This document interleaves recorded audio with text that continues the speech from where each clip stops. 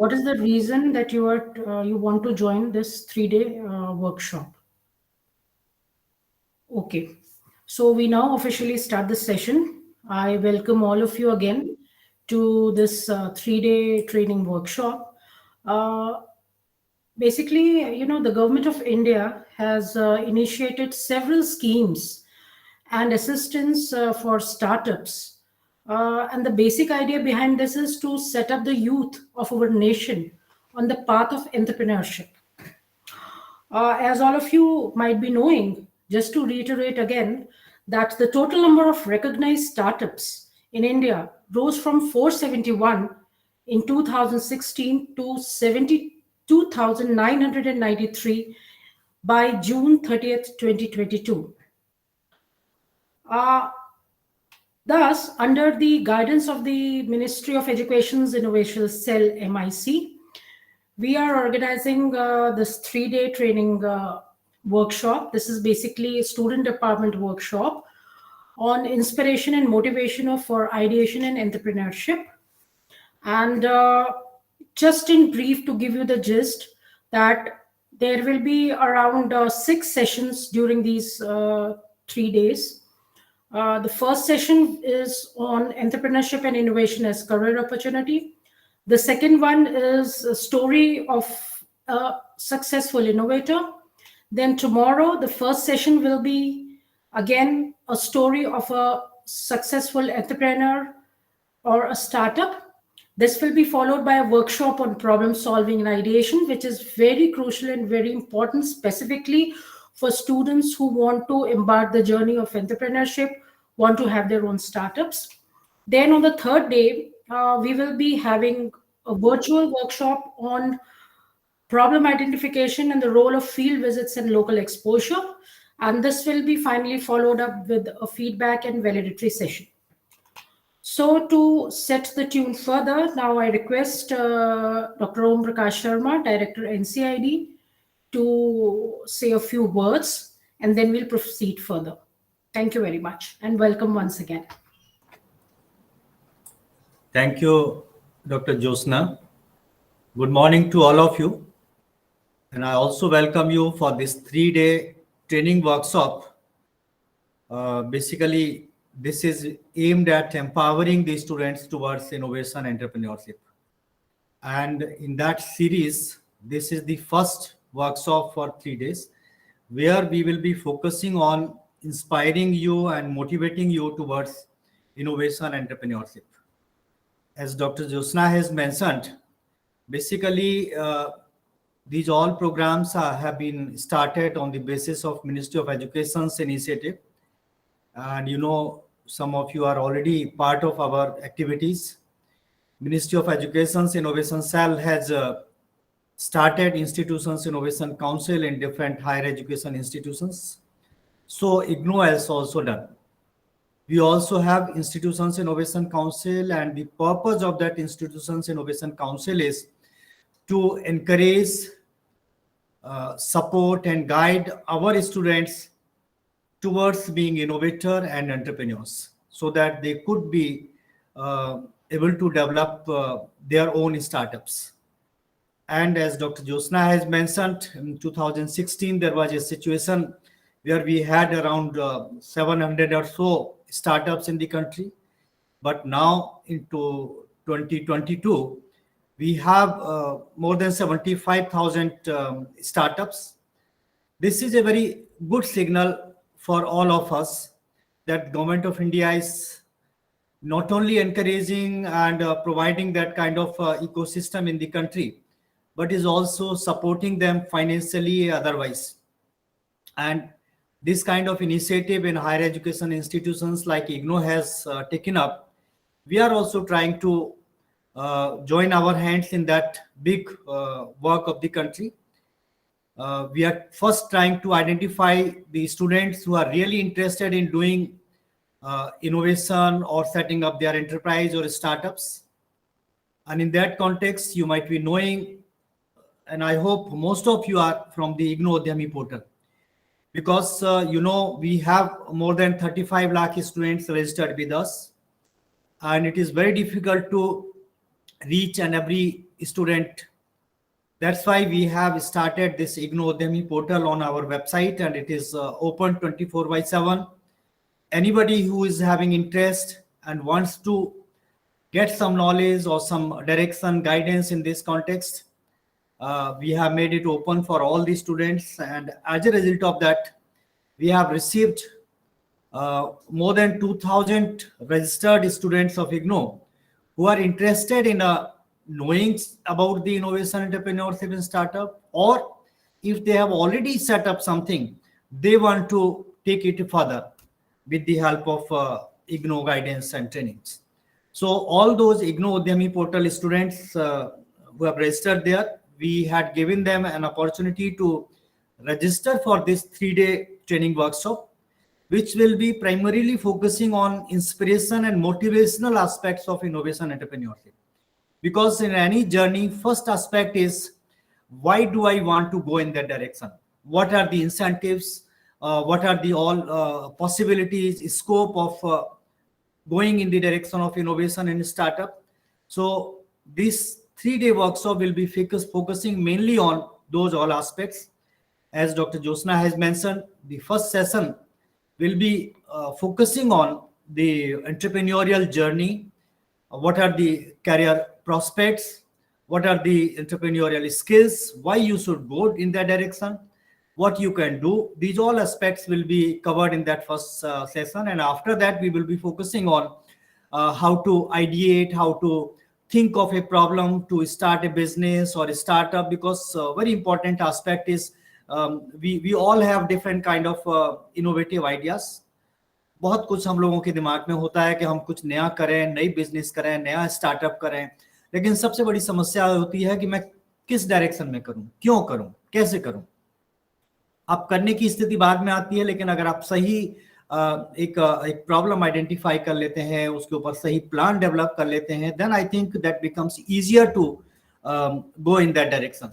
So this workshop will be basically guiding you how to ideate and how to basically identify the best idea for your business, keeping in view all the circumstances, financial availability, support, and other resources. So what is suitable for you as per your capability, potential, and all resources, that all we will like to cover in these 3 days. And after that, we will be conducting different other sessions also for you, so that whatever ideas or whatever solutions are coming to your mind, business plans are coming to mind, how you can develop a proper business plan, business proposal, and then how can you take it further for funding and setting up a startup. These all aspects will be taken care in the next workshops, which we'll be announcing later on. I hope you all might have received my mail regarding the Yukti portal also, because Government of India has recently started a National Innovation Repository in the form of Yukti 2.0. There they are asking innovative ideas. If you have developed innovation or prototype, they want to create a repository of that. And also, if you are doing a startup or enterprise, then that can also be shared through a National Innovation Repository. So these all ideas or proposals which will be generated during this workshop or after that also, we would like to share on the National Innovation Repository also. Because the National Innovation Repository is basically a repository of all the ideas from all over the country, from different institutions. और उनमें से government of India का जो plan है वो ये है कि जो बेस्ट आइडियाज को वो अपना आइडेंटिफाई करेंगे, शॉर्टलिस्ट करेंगे, और फिर हो सकता है गवर्नमेंट ऑफ इंडिया भी उनको फर्दर नर्चर करेगी, सपोर्ट करेगी, और फाइनेंशियली भी उनको कहीं ना कहीं ले जाने की कोशिश करेगी. तो मेरा एक रिक्वेस्ट ये भी रहेगा कि जो आपके आइडियाज हैं, आपके इनोवेशंस हैं, प्रोटोटाइप्स हैं या बिजनेस प्लान्स हैं, उनको आप जो नेशनल इनोवेशन रिपोजिटरी है you upload there also. And you might be knowing recently we have started this idea competition 2022 also at the university level, because this idea competition is basically the first step in any journey of a startup or entrepreneurship. First, any idea will come to your mind, and then out of those we will identify the potential ideas. We will organize training program for them also, to further refining the ideas, further developing the concept paper, business plan based on those ideas. So this idea competition also is a part of basically these all activities. So um, you can upload your ideas on Yukti portal. The link has been already provided. So I hope this 3-day workshop will be very useful to all of you. Do take part very interactively. Ask all your doubts and questions from the experts, and think that you are going to be a good entrepreneur or startup in future, so that you can think of developing a startup which government of India is trying, and then we can be part of the Atmanirbhar Bharat also, because I know many of you are having very innovative ideas, and these ideas need to be nurtured, and need to be provided proper guidance. So in that context, this 3-day workshop is likely to be very useful to all of you. I hope you will enjoy it and will be benefited. And you are requested to participate all 3 days, because as I mentioned, this is a continuity of a series of workshops. We would like all of you to participate in other following workshops also. So thank you very much for joining us today, and remain with us for all 3 days during all these sessions. So Dr. Josna, you can take it further, and then we will be interacting in the meantime also. Thank you very much. Thank you, Dr. Sharma. Now, without delaying, I would like to, in brief, mention the objectives of the session on entrepreneurship and innovation on career opportunity. Basically, the objectives are to promote the significance of entrepreneurship and innovation as a career opportunity, and to instill the essential skill set in identified IGNOU students and alumni related to the same. And today we have with us Dr. Vijeta Banwari. She is Associate Professor, School of Social Sciences, and she will be guiding you on this journey from entrepreneurship and innovation as a career opportunity. Dr. Vijeta is a certified, MIC certified innovation ambassador, and she has about 13 years of rich experience of teaching BBA and BCom students. She is a very keen researcher, and she has various research papers published in national and international journals. She has also presented various research papers in national and international conferences. She has written 2 books and contributed 20 chapters in various books. Her areas of interest in the discipline of economics are economics of education and behavioral economics. As she is net qualified in both economics and education, she has keen interest in examining economic issues in the field of education. So without taking much time, I welcome Dr. Vijeta Banwari and request her to take the session ahead further. Thank you very much.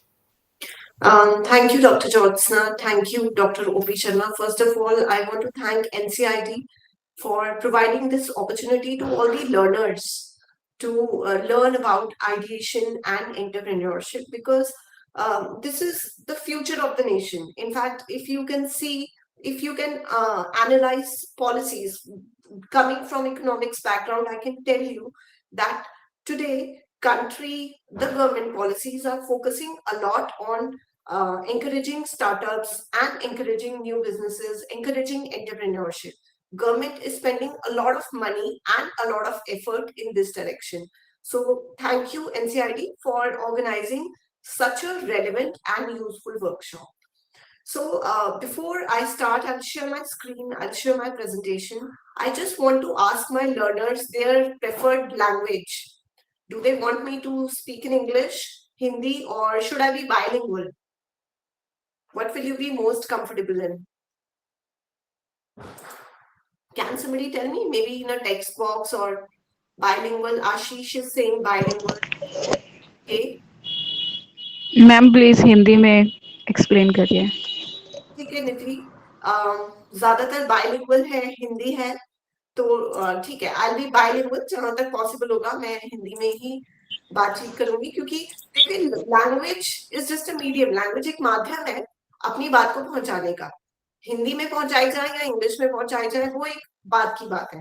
तो एक बार मैं आपके साथ अपनी presentation share करती हूँ, एक minute.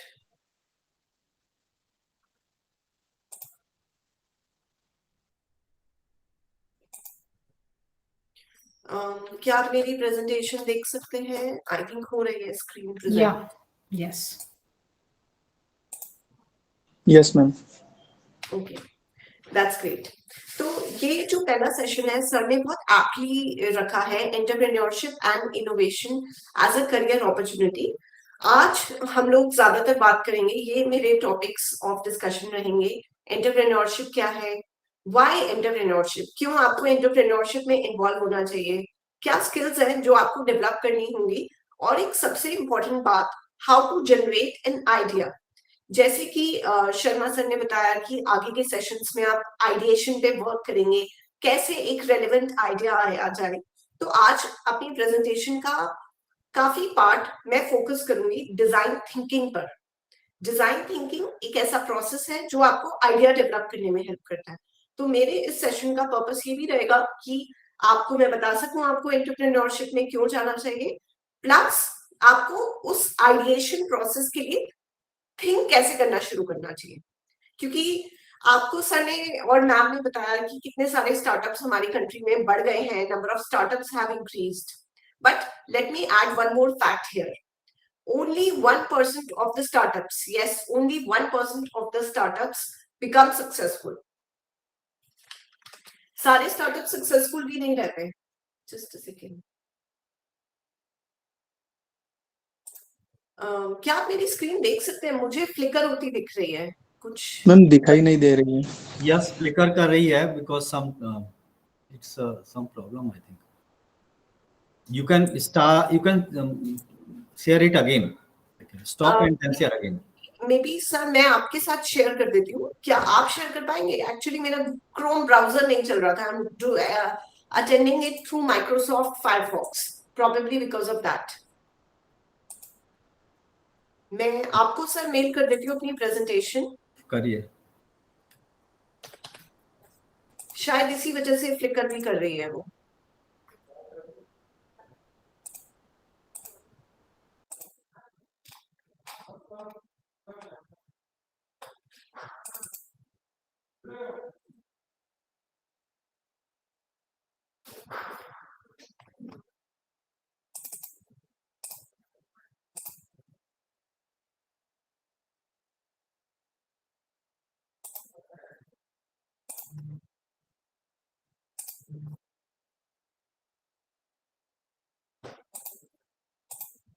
मैंने सर आपके साथ शेयर की है। ओपी शर्मा सर, आप एक बार शेयर हाँ, कर इसको। देखता हूँ अभी। हाँ हाँ जी मेल किया है, कोई नहीं, तब तक हम ऐसे ही स्टार्ट करते हैं।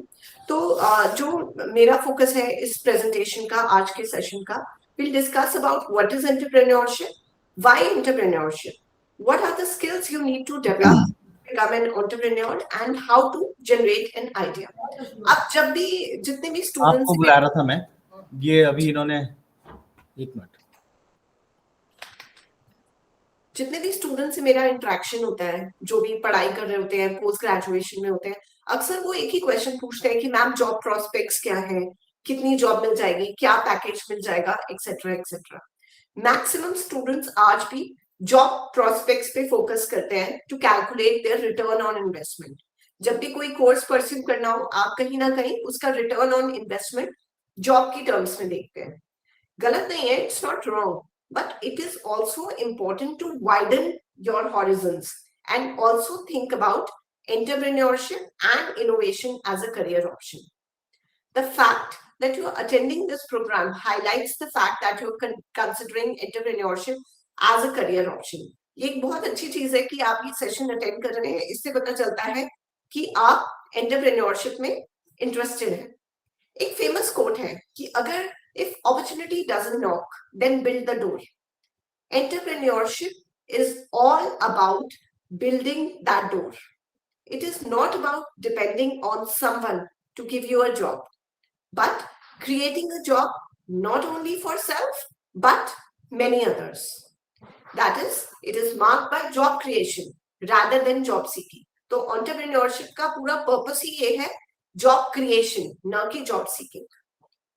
इवन प्री कोविड टाइम्स, अगर हम कोविड टाइम की बात करें तो जॉब्स, नंबर ऑफ जॉब्स बहुत डिक्लाइन हो गई थी. But even if I talk about pre Covid time, employment rate for youth was even around 23%, even around that time. So as a student, as a learner, it is important not only to look for jobs, but it is very important that you think about entrepreneurship and innovation as an option. अब Sharma sir ने जैसे बिल्कुल ठीक कहा कि बहुत सारे हमारे लर्नर्स होते हैं, बहुत स्टूडेंट्स होते हैं जिनके पास आइडियाज होते हैं, बट उन्हें ये नहीं पता कि उसको मटीरियलाइज कैसे करना है, उसको कन्वर्ट कैसे करना है जॉब में. तो आज आपका जो ये 3 दिन की वर्कशॉप है, इस 3 दिन की वर्कशॉप में हम यही चीजें बात करेंगे कि आप इसको कैसे कन्वर्ट कर सकते हो, क्या क्या चीजें हैं, क्या क्या स्किल्स हैं जो आपको डेवलप करनी पड़ेगी. अब आप में से किसी से मैं पूछना चाहूंगी कि व्हाट इज एंटरप्रेन्योरशिप. सर ने शेयर की है PowerPoint presentation. Thank you sir. Sir next slide पे अगर तो आप में से कोई क्या बताना चाहेगा, चाहे आप टेक्स्ट बॉक्स में लिख सकते हैं, आपके अकॉर्डिंग एंटरप्रेन्योरशिप क्या है, आप कैसे डिफाइन करते हो एंटरप्रेन्योरशिप की. जब मैं बात कर रही हूँ एंटरप्रेन्योरशिप के बारे में, व्हाट इज एंटरप्रेन्योरशिप, 2 वर्ड्स है जो मेरे माइंड में आते हैं, लेकिन मैं वो 2 वर्ड्स क्या है वो बताऊं उससे पहले मैं आपसे जानना चाहती हूँ, what do you think entrepreneurship है क्या.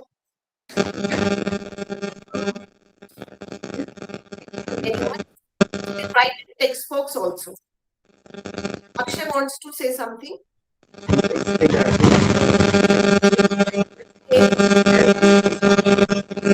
Price, customer satisfaction.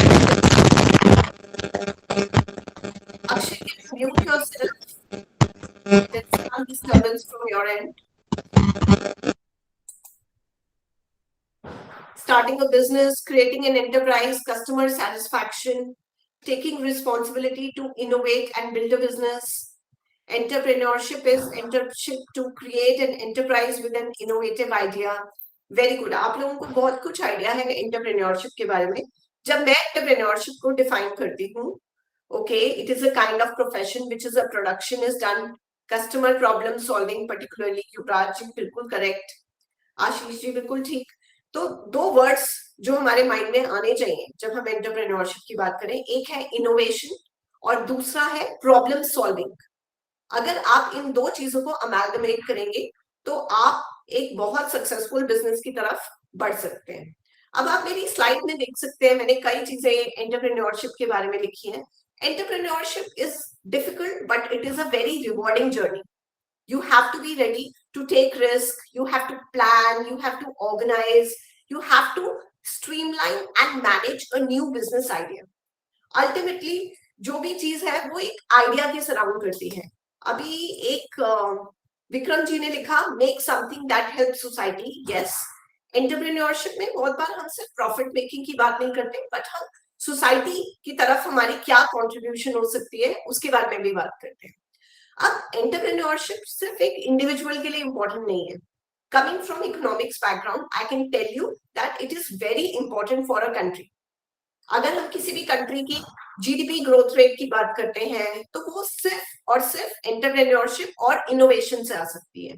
और इसीलिए हमारी कंट्री और हमारी पॉलिसीज बहुत ज्यादा फोकस एंटरप्रेन्योरशिप पे दे रही हैं और नए बडिंग एंटरप्रेन्योर्स को प्रमोट करने पे दे रही हैं.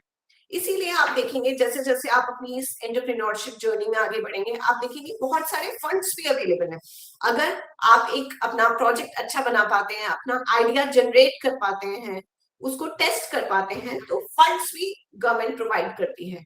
धीरे धीरे आप इन सब चीजों के बारे में सीखेंगे. इस वर्कशॉप में हम आइडिएशन और इनोवेशन की बात कर रहे हैं. जैसे कि मैंने पहले भी कहा, when there is limited opportunity, what you can do is you can build your own door. Entrepreneurship is all about that. Okay, so अभी तक हम ये डिस्कस कर चुके हैं what is entrepreneurship, why is entrepreneurship important for an individual and for an economy. Next हम लोग बात करेंगे क्या क्या स्किल्स हैं जो एक एंटरप्रेन्योर के लिए इंपॉर्टेंट है, क्या क्या चीजें हैं जो आपको डेवलप करनी पड़ेंगी. जब आप इन एंटरप्रेन्योरियल स्किल्स पे वर्क करेंगे तभी आप अपने बिजनेस को सक्सेस की तरफ ले जा सकते हैं. जैसे मैंने कि आपको बताया बहुत सारे स्टार्टअप्स बढ़ रहे हैं लेकिन 99% of startups are not successful. They fail in first year of their Inception.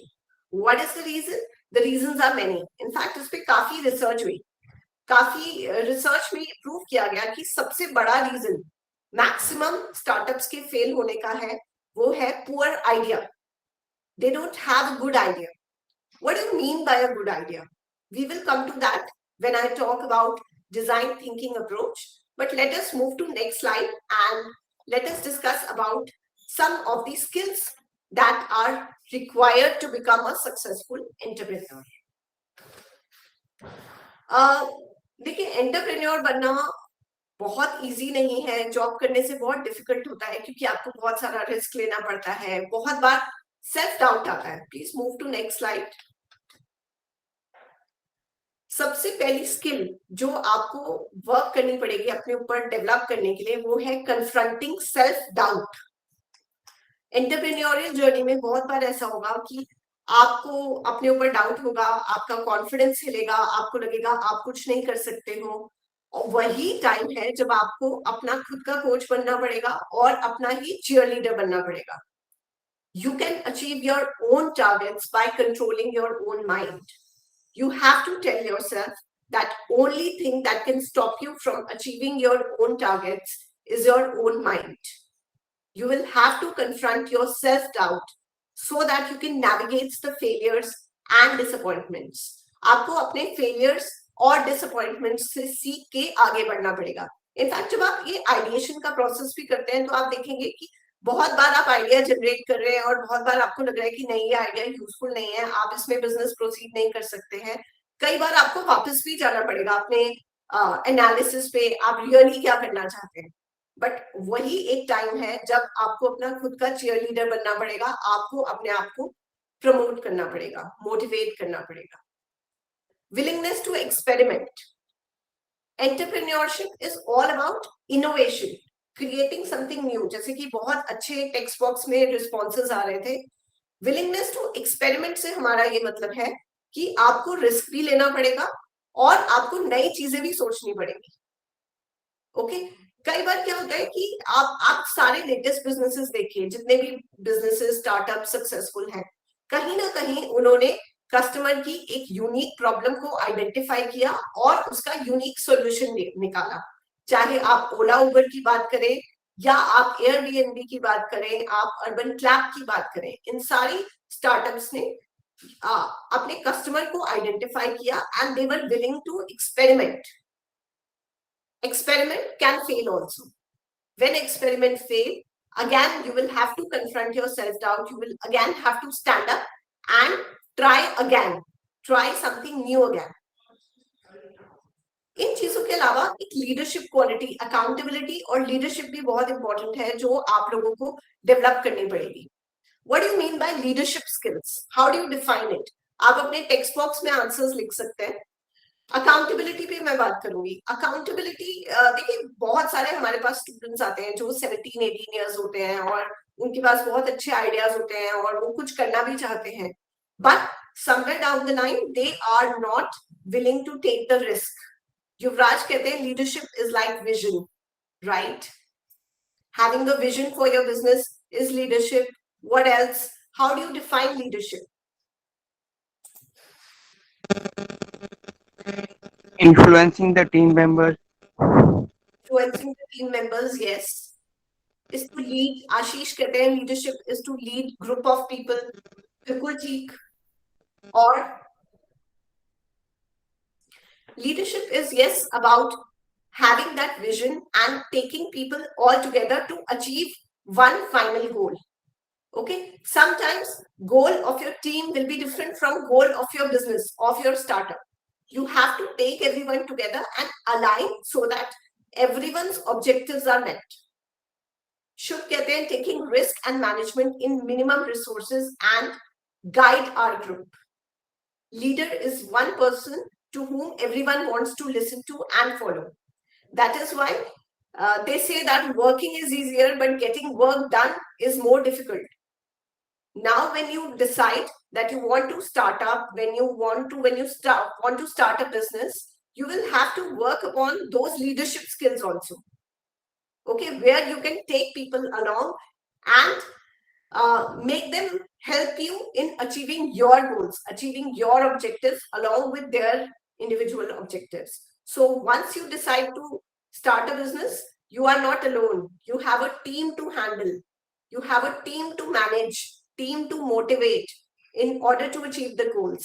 And along with that, accountability will always be yours. They say that you cannot delegate the accountability. You cannot delegate the responsibility. You can just delegate the work. But accountability, you will have to take. So you're responsible for your own business. You're responsible for its actions along with taking people along with you. Ability to solve problems along with technical skills. Okay, what are problem solving skills? How do you solve a problem? One of the ways to solve a problem is design thinking approach that we are going to discuss in later slides. But if you want to start a business, if you want to generate an idea, develop an idea and convert it into action, convert it into project, you will need technical skills for that particular area. But along with that, you have to learn how to solve a problem. So can someone tell me, how do you solve a problem? What are the steps? If you have a problem, how will you solve it? What are the ways to solve a problem? Okay, practical approach is the best one. Yes, you have to be practical while you're trying to solve a problem. What else? How do you solve a problem?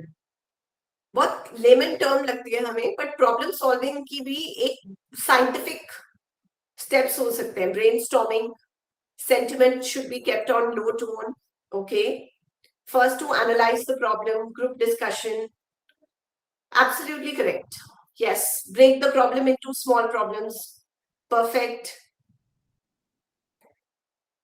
Reverse brainstorming, brainstorming and reverse brainstorming. Yes, absolutely correct.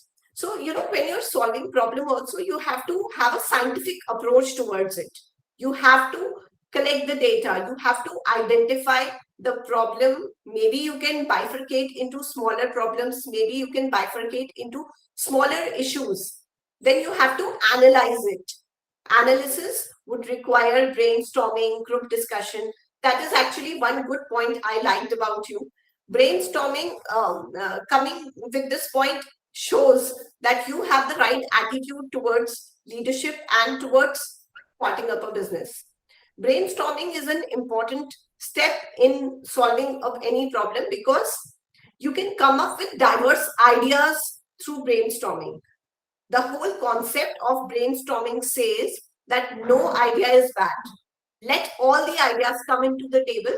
Probably we can discuss them out and identify the best solution. Correct. Along with, you know, problem solving, now problem solving requires creative thinking as well.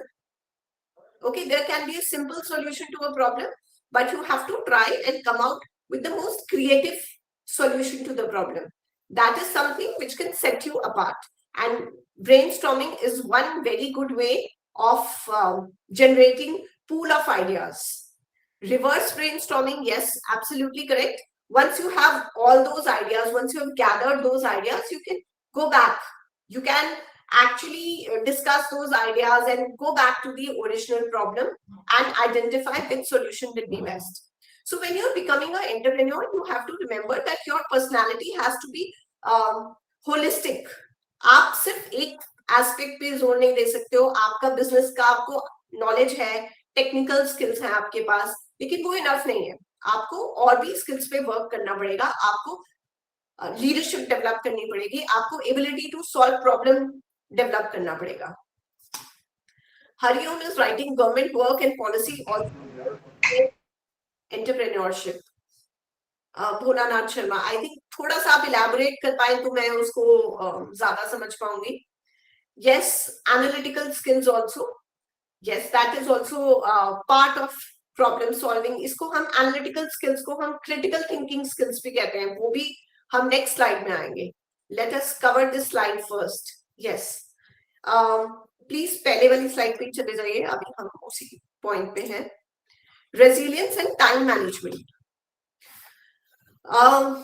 Time management एक ऐसी चीज है, एक ऐसा aspect है जो आपको अपने बिजनेस में बहुत ज्यादा मैनेज करके चलना पड़ता है. मैंने बहुत बार देखा है, बहुत सारे स्टूडेंट्स होते हैं जो नया बिजनेस स्टार्ट करते हैं, वो अपनी टाइमलाइन नहीं मेंटेन कर पाते. उनका आइडिया अच्छा है, उनको पता है कि क्या क्या चीजें करनी है, बट उन्हें ये नहीं पता कि उसको कैसे करनी है. तो आप पे टाइम मैनेजमेंट स्किल्स के साथ साथ रेजिलियंस भी आपको डेवलप करना पड़ेगा. What do you mean bye resilience?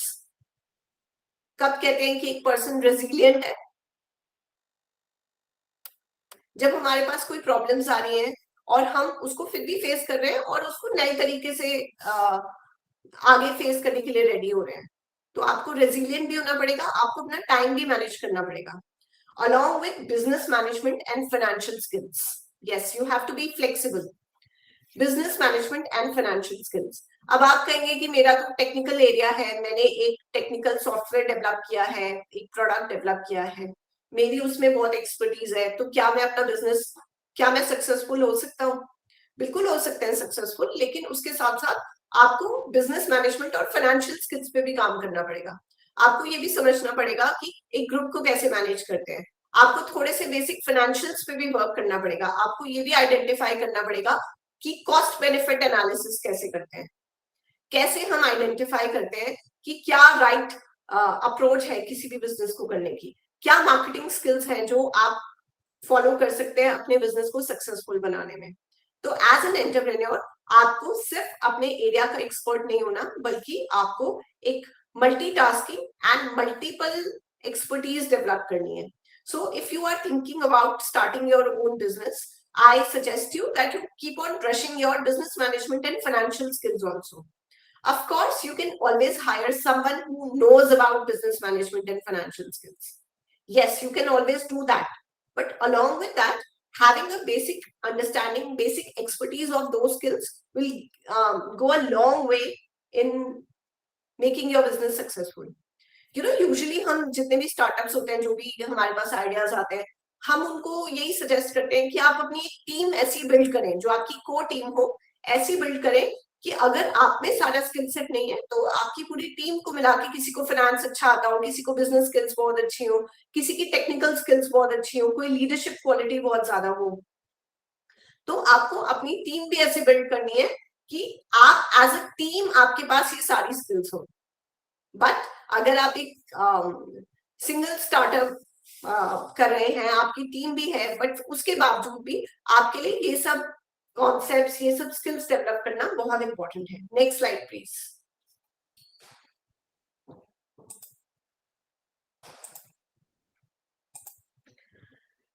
Communication and listening skills. अब आप सोच रहे होंगे कि देखो टेक्निकल स्किल भी समझ में आता है, बिजनेस मैनेजमेंट स्किल्स भी आता है समझ में, कम्युनिकेशन एंड लिसनिंग स्किल्स ये क्यों इंपॉर्टेंट है? इनफैक्ट हमने पहले 1 घंटे का पूरा सेशन लिया हुआ है सिर्फ कम्युनिकेशन एंड लिसनिंग स्किल्स पे. फेसबुक पे अभी भी वो यूट्यूब लाइव आपको मिल जाएगा, यूट्यूब पे video. What do you think, why is communication and listening skills important? Communication भी एक बार समझ में आता है, listening skills, why? You can write in chat box. What do you think?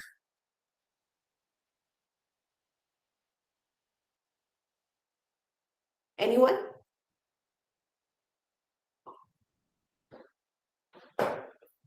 It's the medium. Listening increases knowledge to analyze and understand the problem. जब आप अपना business start करेंगे, बिल्कुल ठीक, पहले मैं कम्युनिकेशन स्किल्स पे फोकस करती हूँ. It should be very clear, we connect and work without consulting, you won't know the requirement of customers. बिल्कुल ठीक. आप सबके मैं इन कॉल मैसेजेस भी रीड कर रही हूँ, बिल्कुल ठीक कह रहे हैं. कम्युनिकेशन स्किल्स पे फोकस करने का सबसे बड़ी चीज ये है, देखिए जब आप अपना बिजनेस कर रहे हैं, you will have to interact with a lot of people. आपको अपने फाइनेंसेस के साथ भी इंटरेक्ट करना पड़ेगा, आपको अपने कस्टमर्स के साथ भी इंटरेक्ट करना पड़ेगा, आपको अपने सप्लायर्स के साथ भी इंटरेक्ट करना पड़ेगा। कम्युनिकेशन स्किल्स की जब मैं बात करती हूँ तो उसका मतलब ये नहीं है कि आपकी इंग्लिश कैसी है या हिंदी कैसी है। कम्युनिकेशन स्किल्स यानी आप अपनी बात कितनी असर्टिवली और कितनी क्लियरली सामने वाले के सामने रख पा रहे हैं। तो you will have to work on your communication skills also. Listening skills इसलिए इंपॉर्टेंट है क्योंकि जैसे एक अटेंडी ने लिखा, listen to the ideas of team and feedback. Absolutely correct. आपकी स्पीकिंग स्किल्स के साथ साथ आपकी लिसनिंग स्किल्स भी बहुत अच्छी होनी चाहिए, तभी आपको नए आइडियाज मिलेंगे, तभी आप समझ पाएंगे आपकी कस्टमर की क्या रिक्वायरमेंट है, आपका कस्टमर क्या चाहता है, आपकी टीम मेंबर्स क्या चाहते हैं, और उसी के बेसिस पे आप अपनी स्ट्रैटेजी फॉलो कर सकते हैं। फीडबैक के लिए भी लिसनिंग बहुत इंपॉर्टेंट है। मनीष, आप कुछ कहना चाहते हैं? आपका अनम्यूट है mic. No one. By mistake. Okay okay. Chandan ji कहते हैं communication skills is very important to understand problems, get solutions, get to know multiple ideas to solve problems, clarity about your process and expectations. Yes, you are absolutely correct. And by developing good communication skills, we can maintain good relations with all the stakeholders in the business also. अब आप ये imagine कीजिए, आपने बहुत अच्छा project बनाया, आपका proposal बहुत अच्छा है, आपका बिजनेस आइडिया बहुत अच्छा है, बट आप उसको अपने फाइनेंसेस को ठीक से प्रेजेंट नहीं कर पा रहे, आप अपना आइडिया फाइनेंसेस तक ठीक से नहीं पहुंचा पा रहे, तो आपको फंडिंग कैसे मिलेगी? आप अपनी टीम से ठीक से कम्युनिकेट नहीं कर पा रहे हो, तो आप उनको लीड कैसे करोगे, आप उनसे काम कैसे करवाओगे? तो जब आप अपनी आपको रेडी कर रहे हैं एक स्टार्टअप के लिए, बिजनेस के लिए, आप आइडेंटिफाई कीजिए आप में क्या क्या वीकनेसेस है कम्युनिकेशन स्किल्स में। क्या आप असर्टिवली अपनी बात रख पाते हैं, क्या आप इंटरेक्ट कर पाते हैं? और जब मैं कम्युनिकेशन स्किल्स की बात करती हूँ तो इसका मतलब ये नहीं है कि आपको एक्सट्रोवर्ट ही होना है to be able to interact with everyone. No, it's not required. But when I'm talking about communication skills, I'm talking about how you are able to present your ideas to all the stakeholders, how you are able to take feedback from them. आपकी listening skills कैसी हैं, आप उस feedback को किस तरीके से लेते हो और उसको अपनी strategy में किस तरीके से convert करते हो। Critical thinking skills. मैं आप सबके इनकॉल मैसेजेस भी पढ़ रही हूँ and I am very happy that you are interacting because that is the whole purpose. जो अभी हम बात कर रहे हैं, कई चीजें बहुत बेसिक हैं इनमें, तो जितना ज्यादा हम इंटरेक्शन करेंगे उतना ज्यादा हमारे लिए ज्यादा फ्रूटफुल रहेगा। Critical thinking skills, you know, अब आज की डेट में जब हम स्किल सेट की बात करते हैं, पहले होता था लिसनिंग, रीडिंग, राइटिंग, अब हम बात करते हैं जब स्किल्स की, तो हम बात करते हैं creative thinking skills, critical thinking skills, problem solving skills etcetera. तो क्रिटिकल थिंकिंग का मतलब क्या होता है? अब हमने तो आपको कह दिया कि आपको अपनी क्रिटिकल थिंकिंग स्किल डेवलप करनी है। क्या मतलब है क्रिटिकल थिंकिंग स्किल का, और आपको क्या लगता है कि हम कैसे डेवलप कर सकते हैं? अक्षय कह रहे हैं thinking out of the box. Okay, what else? What do you mean bye critical thinking skill? Taking response from critiques and work on them, also view other side of positive ideas. Okay, being analytical means do same thing by other ways. Okay, 360 degree, Niharika is saying 360 degree analysis of the situation and problem. You are partly correct. Critical thinking skills, may you have to be open to identify new ideas. Also you have to develop a capacity where you can analyze those ideas and convert it into action. Usually we say, जब अभी हम design thinking पे भी बात करेंगे तो मैं आपको बताऊंगी कि किस तरीके से एज अ एंटरप्रेन्योर आपके लिए बहुत इंपॉर्टेंट है कि आप एक एम्पथाइजर बने, आप समझें कि दूसरे का पॉइंट ऑफ व्यू क्या है, जो एक प्री कंसीव नोशंस है चीजों की, उनको ब्रेक करके आप कुछ नया आउट ऑफ द बॉक्स सोच पाए, तब हम कहेंगे कि आप में हाँ क्रिटिकल थिंकिंग स्किल्स है। It is very simple to take one problem and identify solution as the world will see it. But जो successful entrepreneurs हैं, वो कुछ नया सोचते हैं, कुछ अलग सोचते हैं, वो सोचते हैं जो बाकी सबने नहीं सोचा। And the best way to develop, to have critical thinking skill is have diverse opinion, collect a lot of data, and then analyze that data. Analysis will help you in developing those critical thinking skills and those new ideas. आपने देखा होगा कि आज अगर हम किसी भी business की बात करें, one of the most successful businesses relates to big data. They say data is power today. Any company, any firm that has data is the king. Why? Because they can use it, they can analyze it, they can identify innovative solutions from it. Likewise, this creative thinking skill. One is critical, another one is creative. When you have identified diverse areas, when you have thought out of the box, you can also be innovative. जैसे मैंने आपको कहा कि जब मैं entrepreneurship word सुनती हूँ, दो वर्ड्स मेरे लिए बहुत इंपॉर्टेंट है,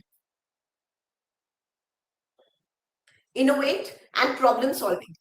क्या प्रॉब्लम है जो आप सॉल्व करने की कोशिश कर रहे हैं अपने बिजनेस के थ्रू, और क्या नया तरीका है जिससे आप उस प्रॉब्लम को सॉल्व कर सकते हैं. अगर ये दो चीजें आपने समझ ली ना, तो आपने मान लीजिए फर्स्ट स्टेप ले लिया एक सक्सेसफुल स्टार्टअप की तरफ. मैं रिपीट कर रही हूँ, क्या प्रॉब्लम है जो आप सॉल्व करने की कोशिश कर रहे हैं, what is the problem, and आप उसका क्या क्रिएटिव सॉल्यूशन आइडेंटिफाई कर सकते हैं. तो एज एन एंटरप्रेन्योर आपको क्रिएटिव थिंकिंग स्किल्स भी डेवलप करनी होगी. सैडली हमारा जो एजुकेशन सिस्टम ओवर हमारे चाइल्डहुड से रहा है, वो हमें हमेशा ये सिखाता है कि जो ऑलरेडी एग्जिस्टिंग नॉलेज है उसे एक्सेप्ट करना. बट अब जब आप अपना बिजनेस स्टार्ट करने की कोशिश कर रहे हैं, तो आपको उन प्री कंसीव नोशंस को, उन स्टीरियोटाइप्स को ब्रेक करना है और कुछ नया सोचना है. Networking skills, communication and listening skills से रिलेटेड है नेटवर्किंग स्किल्स. इससे पहले रिस्क टेकिंग स्किल्स पे भी अभी हम आएंगे. नेटवर्किंग स्किल्स की बात करते हैं. नेटवर्किंग स्किल का मतलब क्या है, क्या, और ये कम्युनिकेशन स्किल से कैसे अलग है, बता सकते हैं कोई? आप लिख सकते हो इन कॉल मैसेजेस में. How is networking skills different from communication skills? Aren't they same? Isn't networking skill build your contacts, connecting with partners and parties? Yes, absolutely correct. See, you'll have to build your networking skills in the sense that you have to maintain your contacts also. Build your contact is the first step, and the second step is maintaining those contacts, maintaining those relationships with all the stakeholders. So you will have to work on that direction also. For a startup, for a successful business, your technical skills are important, but along with that, you will have to identify who all are the right people that can help you. अब उसमें जब मैं वो right people की बात करती हूँ, तो सिर्फ मैं financiers की बात नहीं कर रही हूँ, मैं ऐसे employees की भी बात कर रही हूँ, ऐसे लोगों की भी बात कर रही हूँ जिनके पास वो skill set है जो आपके लिए useful हो सकता है. Communication skills is wider term. यहाँ पे हम बात कर रहे हैं आप को कैसे एक्सप्रेस करते हो अपने आइडियाज को और अपने काम को, और कैसे इंटरेक्ट करते हो दूसरों से. जब मैं नेटवर्किंग स्किल्स की बात कर रही हूँ, तो मैं ये बात कर रही हूँ आप अपने रिलेशंस को जो आपने बिल्ड किए हैं उनको कैसे मेंटेन रख रहे हो, कैसे आप आइडेंटिफाई कर रहे हो वो लोग जो आपके बिजनेस को सक्सेसफुल बनाने में आपके लिए यूजफुल हो सकते हैं, और आप कैसे उनके साथ नेटवर्क मेंटेन रख सकते हो. So for a successful startup, you will have to work on your networking skills also. तो अब आप ये देख सकते हो कि कितने डाइवर्स एरियाज हैं, डाइवर्स एस्पेक्ट्स हैं पर्सनालिटी के, जो आपको डेवलप करने पड़ेंगे अपने अंदर. एक तरफ तो टेक्निकल स्किल्स है, एक तरफ कम्युनिकेशन स्किल्स, एक तरफ फाइनेंशियल स्किल्स, एक तरफ क्रिटिकल थिंकिंग, एक तरफ creative thinking and so on. इसके लिए आपके पास एक पूरी टीम रहेगी, लेकिन फिर भी आपको अपने अंदर भी इन स्किल्स को पे आपको वर्क करना पड़ेगा along with the idea that you are going to work on. कैसे हम डेवलप करें, उसके लिए कई बेसिक स्टेप्स हैं. डिजाइन थिंकिंग अप्रोच में आपको काफी हेल्प मिलेगी. Risk taking skills, risk taking skill तो एक बहुत बेसिक कॉन्सेप्ट है जो मुझे पता है कि सबको पता होगा. जब हम एंटरप्रेन्योरशिप की बात करते हैं तो हम रिस्क की बात करते हैं, हम ये भी बात करते हैं reward of risk is profit. जितना रिस्क आप लेने के लिए रेडी रहेंगे उतना प्रॉफिट के चांसेस आपको मिलेंगे. But like I mentioned in the starting, entrepreneurship is not for faint-hearted. You have to be ready to take risk. When I'm saying you have to be ready to take risk, इसका simple मतलब ये है कि अगर आपके पास failure भी हो तो आपको दोबारा उठ के खड़े होना है और दोबारा कोशिश करनी है, right? रिस्क टेकिंग स्किल्स में उसके साथ साथ देखिए रैंडमली रिस्क भी नहीं लिया जाता. जब आप रिस्क लेते हो तो हम दो टाइप के रिस्क बोलते हैं, calculated risk and uncalculated risk. तो जब हम एंटरप्रेन्योरशिप में रिस्क टेकिंग स्किल्स की बात कर रहे हैं, you will have to take calculated risk. Sometimes they can go wrong also, sometimes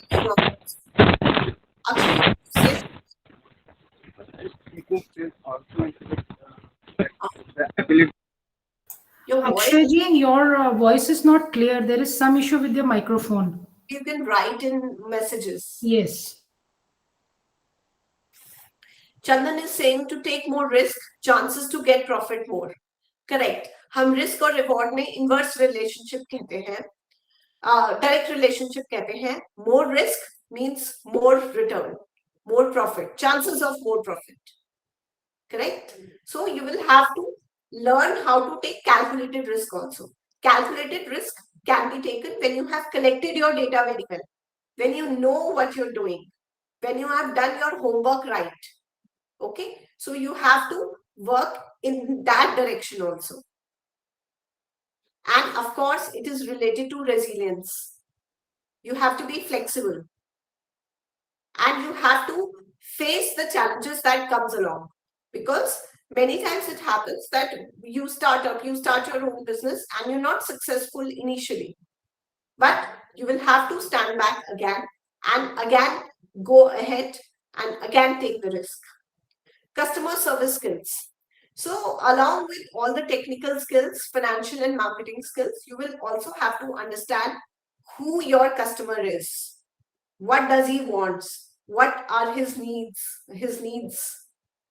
Then only you can build a successful product or service. Now, customer service skill में मैं एक छोटा सा क्वेश्चन आपसे पूछना चाहती हूँ. कस्टमर और कंज्यूमर, आपको क्या लगता है, क्या ये दो सिनोनिम्स हैं, क्या सेम टर्म्स होते हैं या कुछ अलग है?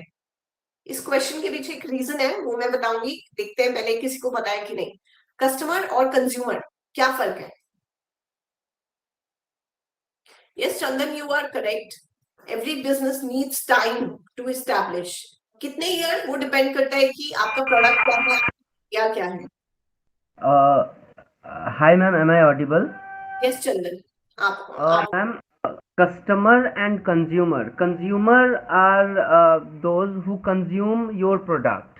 They Correct. might not be your customer. They may not purchase your product, but customer are your direct customer who purchase it. And consumer को ये जो कस्टमर होते हैं मे बी गिफ्ट करके भी आपका प्रोडक्ट दे सकते हैं, या फिर मतलब दे आर जस्ट कंज्यूमर जो होते हैं वो केवल कंज्यूम करते हैं, and customer they can purchase your product. Absolutely correct Chandan ji, बिल्कुल ठीक. Consumer is the end user and actual user of the product. You are absolutely correct. Customer is the one who buys it. For example, आप किसी kids care product को develop कर रहे हैं, आपका business किसी kids innovative kids care product पे है, तो आपका जो कंज्यूमर है वो तो बच्चे हैं, बट खरीद कौन रहा है? उनके पेरेंट्स रहे हैं, कस्टमर्स. सो इसलिए हम यहाँ पे कस्टमर सर्विस स्किल्स कहते हैं. बट जब आप अपना बिजनेस डेवलप कर रहे हैं, आप अपना बिजनेस का फोकस आपको दोनों पे रखना पड़ेगा. आपको कंज्यूमर पे भी रखना पड़ेगा और कस्टमर पे भी रखना पड़ेगा. इसका सिंपल एग्जाम्पल ये है कि आपने कोई टॉय डेवलप किया जो बच्चों को कुछ नया सीखने में हेल्प करता है. अब अगर आपने सिर्फ बच्चे को ध्यान दिया है और आपने प्राइसिंग पे ध्यान नहीं दिया, आपने उसकी पैकेजिंग पे ध्यान नहीं दिया, तो हो सकता है कि आपके कंज्यूमर तो बहुत वो प्रोडक्ट चाहता है, बट आपका कस्टमर परचेज ना करे, and vice versa. So when you are developing your product, when you are generating your idea, you will have to look into the needs and likes of both customers also and consumers also. That was the only reason why I asked about the difference. I'm glad that you know about it. Next slide पे आते हैं, जो बहुत important slide है, design thinking. क्या आपने design thinking के बारे में पहले कभी सुना है? इससे पहले वाली स्किल्स के बारे में तो मुझे पता है कहीं ना कहीं आपने सुना होगा, और मेरा पर्पस ये था कि मैं उनको रीट्रेट करूं और मोटिवेट करूं आपको कि आपको किस तरीके से अपने आप को डेवलप करना है। डिजाइन थिंकिंग एक बहुत इंपॉर्टेंट प्रोसेस है, ऑल्दो ये फर्स्ट टाइम यूज किया गया था 1960s में। हर्बर्ट साइमन नाम के एक डिजाइनर थे, इकोनॉमिक्स में भी उन्होंने बहुत कंट्रीब्यूट किया है, उन्होंने ये टर्म फर्स्ट टाइम यूज की थी। और अब धीरे धीरे एंटरप्रेन्योरशिप और इनोवेशन की जब हम बात करते हैं तो हम इस टर्म को बहुत यूज करते हैं। तो किसी ने सुना हुआ है डिजाइन थिंकिंग के बारे में? एक बार आप हाथ खड़ा करके बता सकते हैं। You can raise your hands, you can write in messages. Have you ever tried it? No? Okay. सबसे पहले तो 2 वर्ड्स पे जो फोकस करना चाहती हूँ मैं, वो है design thinking is a non linear and iterative process. Design thinking एक प्रोसेस है जो आपको आपका स्टार्टअप करने में हेल्प करेगा। अगर आप अपना बिजनेस स्टार्ट करने का सोच रहे हैं तो ये 5 स्टेजेस आप अगर क्रॉस करते हैं, आप इन 5 स्टेजेस को अच्छे से करेंगे तो आप एक सक्सेसफुल बिजनेस इस्टेब्लिश कर सकते हैं। इन पे काफी रिसर्च हुई है, काफी लोगों ने रिसर्च किया और आइडेंटिफाई किया कि हाँ ये स्टेप्स जो हैं, ओके, ये स्टेप्स जो हैं इनको अगर आप फॉलो करते हैं तो आप काफी हद तक सक्सेस की तरफ जा सकते हैं। तो सबसे पहली बात, ये नॉन लीनियर प्रोसेस है। अब मैंने यहाँ 5 स्टेजेस लिखी हैं, आप देख सकते हैं उन स्टेजेस को स्लाइड में। इसका मतलब ये नहीं है कि फर्स्ट स्टेज के बाद सेकंड, थर्ड, फोर्थ, फिफ्थ ये इसी प्रोसेस में चलेगा, नहीं, जरूरी नहीं है। हो सकता है थर्ड स्टेज के बाद आप फिर से स्टेज 1 पे आ जाए, स्टेज 4 के बाद आपको फिर से स्टेज 2 पे जाना पड़े। तो ये नॉन लीनियर है, इटरेटिव प्रोसेस है, डेवलप होता है, एक स्टेप से दूसरी स्टेप डेवलप होती है। एक स्टेज में जो आप गैदर करते हैं वो आपको नेक्स्ट स्टेज में हेल्प करता है। ये एक ऐसा प्रोसेस है जो स्टार्टअप फर्म्स, टीम्स यूज करते हैं अपने यूजर्स को समझने में, उनकी अजम्पशंस को चैलेंज करने में, प्रॉब्लम्स को रीडिफाइन करने में। आप जो मैंने वर्ड्स बोल्ड किए हुए हैं, आप इन पे थोड़ा सा ध्यान दीजिए। Understand users. अंडरस्टैंड यूजर्स से क्या मतलब है हमारा? यूजर्स की नीड्स क्या है, यूजर्स की लाइक्स क्या है, यूजर्स की रिक्वायरमेंट क्या है, और क्या जानना चाहते हैं हम यूजर के बारे में? क्या मैंने कोई पॉइंट मिस किया? यूजर की नीड्स क्या है, लाइक्स क्या है, डिजायर्स क्या है? उसके अलावा व्हाट दे डिमांड, करेक्ट। एक बहुत इंपॉर्टेंट पॉइंट है यहाँ पे। जब आप यूजर को आइडेंटिफाई कर रहे हैं ना, ये सब चीजें आइडेंटिफाई करेंगे, व्हाट दे डिमांड, उसके साथ साथ आपको ये भी आइडेंटिफाई करना पड़ेगा कि वो कितना पैसा खर्च करने को तैयार है उस डिमांड के लिए, क्योंकि पूरा बिजनेस उसी के सराउंड घूमता है। आपका जो भी प्रोडक्ट डेवलप होगा, उसकी जो प्राइसिंग होगी, वो इसी बात पे डिपेंड करेगी कि आपके यूजर की लाइक्स क्या है, प्रेफरेंसेस क्या है, और वो कितना पैसा खर्च करने को तैयार है। ये एक बहुत इंपॉर्टेंट एस्पेक्ट है यूजर्स के बारे में। Challenge assumptions. चैलेंज असम्पशंस मतलब जो भी एक यूनिवर्स की, वर्ल्ड की स्टेट है, उसको आपको चैलेंज करना पड़ेगा। जो भी हम अज्यूम करते हैं किसी भी बिजनेस या मार्केट के बारे में, फॉर एग्जाम्पल अगर आप ओला या उबर बिजनेसेस की बात करें, उन्होंने उस बेसिक असम्पशन को चैलेंज किया कि टैक्सी और कैब आपको बाहर ही मिलेगी, आपको फोन के थ्रू नहीं कनेक्ट हो सकता। दे identified the unique problem that people are facing, and then they identified the unique solution, innovative solution, by challenging the assumptions that people have. Redefine problems को अपने तरीके से redefine करना, क्योंकि customer as a problem define कर रहा है, as a challenge, आपको उसको solution में कन्वर्ट करना है। तो you will have to redefine your problem, and then only you will be able to create innovative solution. इन स्टेजेस पे मैं बात करना चाहती हूँ। What do you mean by emphasize? Empathize भी हम इसको कई बार कहते हैं, एक्चुअली एम्पथाइज ही होना चाहिए। What is empathise?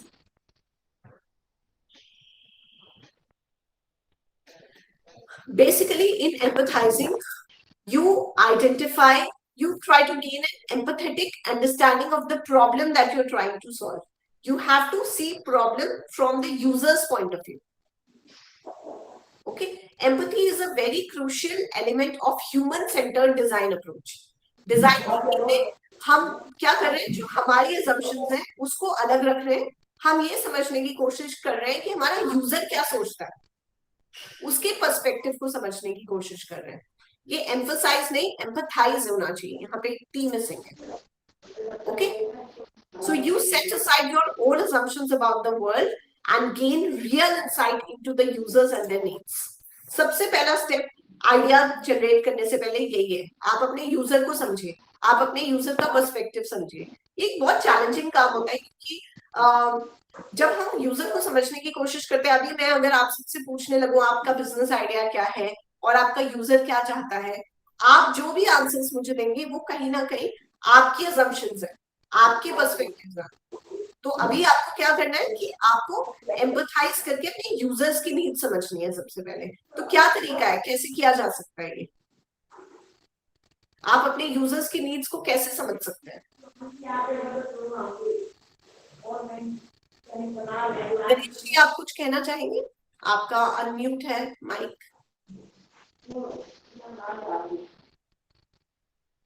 Naresh Kumar ji, कुछ कहना चाहेंगे आप? Okay, survey. Yes, market survey is one way to identify your users' need. Market analysis.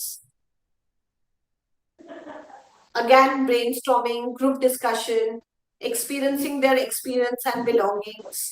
Absolutely correct. You know, आजकल आपको पता है कि कितना सारा पैसा कंपनी स्पेंड करती है ट्रैकिंग पे, कस्टमर ट्रैकिंग, जो आपकी ऑनलाइन जितनी भी आपकी पूरी मूव्स को ट्रैक किया जाता है। आप कोई भी वेबसाइट विजिट करें, आप देखेंगे नेक्स्ट डे आपके सोशल मीडिया में उसी से रिलेटेड एडवर्टीजमेंट होगी।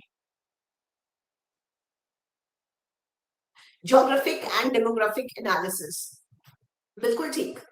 तो एक हम इकोनॉमिक्स में अप्रोच कहते हैं, उसको कहते हैं रिवील्ड प्रेफरेंस थ्योरी। तो क्या होता है कि आजकल जो ये कंपनीज ट्रैकिंग कर रही है, ये परफेक्ट एग्जांपल है उस रिवील्ड प्रेफरेंस थ्योरी का।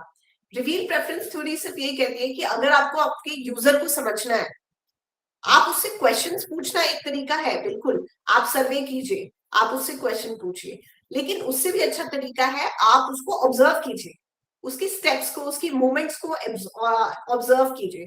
आप देखिए कि वो क्या बाय कर रहा है, किस टाइप की चीजें बाय कर रहा है, कैसे। अगर मान लीजिए कोई कस्टमर आपके पास आ रहा है, आपकी एक शॉप है, गारमेंट्स की शॉप है, आप ये देख सकते हैं कि उसने किस टाइप के कपड़े पहने हैं, उससे भी आपको काफी आइडिया लगेगा। ऑफकोर्स पूछ के भी एक आइडिया लगता है।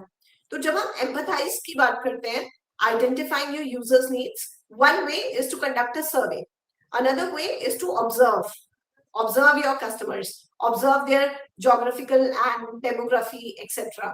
Observe what are they buying, what are they doing, how are they living, etc.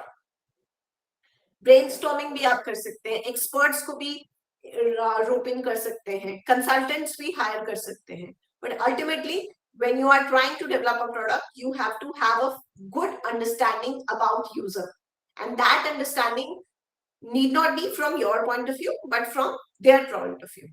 अब आपने स्टेज 1 में जितना भी डेटा कलेक्ट किया है, ऑब्जर्वेशन, सर्वे एक्सेट्रा से, सेकेंड स्टेप में आप उसको डिफाइन करेंगे। State your users needs and problems. Users needs और प्रॉब्लम्स को स्टेट करना इसलिए इंपॉर्टेंट है क्योंकि देखिए, जितना भी आपने डेटा कलेक्ट किया वो सिर्फ डेटा है। अब आपको उसको इंफॉर्मेशन में कन्वर्ट करना है, आपको अपनी ऑब्जर्वेशंस को एनालाइज करना है। एनालाइज करने के बाद आपको उनको सिंथेसाइज करना है ताकि आप कोर प्रॉब्लम्स डिफाइन कर सके। आप और आपकी टीम को कोर प्रॉब्लम्स को आइडेंटिफाई करना है। इन कोर प्रॉब्लम्स को टेक्निकल टर्म्स में हम प्रॉब्लम स्टेटमेंट्स भी कहते हैं। आपने यूजर्स नीड्स आइडेंटिफाई की, now you are defining, you are giving problem statements. आप अपने पर्सोनास भी क्रिएट कर सकते हो। यूजुअली ये भी एक अप्रोच होती है जिसमें आप क्या करते हो, आपके जो भी कस्टमर्स हैं उनकी एक प्रोफाइल डेवलप करते हो। प्रोफाइल या पर्सोना आप उसको कहते हो। वो क्या है, वो क्या चीज पसंद करते हैं, उनको किस टाइप का प्रोडक्ट पसंद आएगा, क्या प्रॉब्लम्स हैं जो वो फेस कर रहे हैं प्रेजेंट प्रोडक्ट से, राइट? क्या इश्यूज हैं, जो क्या नीड्स है उनकी, जो अभी मार्केट में जितने प्रोडक्ट्स हैं उसको सेटिस्फाई नहीं कर पा रहे। अगर आपका कस्टमर सेटिस्फाइड है, अगर आपके कस्टमर को कोई प्रॉब्लम नहीं है एग्जिस्टिंग प्रोडक्ट से, तो आपका बिजनेस का कोई पॉइंट ही नहीं रह जाता, करेक्ट? सो इसलिए ये भी इंपॉर्टेंट है कि आप ये आइडेंटिफाई करें कि और उसको डिफाइन करें और स्टेज करें। जैसे मैंने आपको बताया, पर्सोना या एक प्रोफाइल क्रिएट करना, प्रोफाइलिंग अपने कस्टमर की आपको बहुत हेल्प करेगा। थर्ड स्टेप जिसपे ये पूरी कॉन्फ्रेंस हमारी 3 दिन की वर्कशॉप बेस्ड है वो है आइडिएट।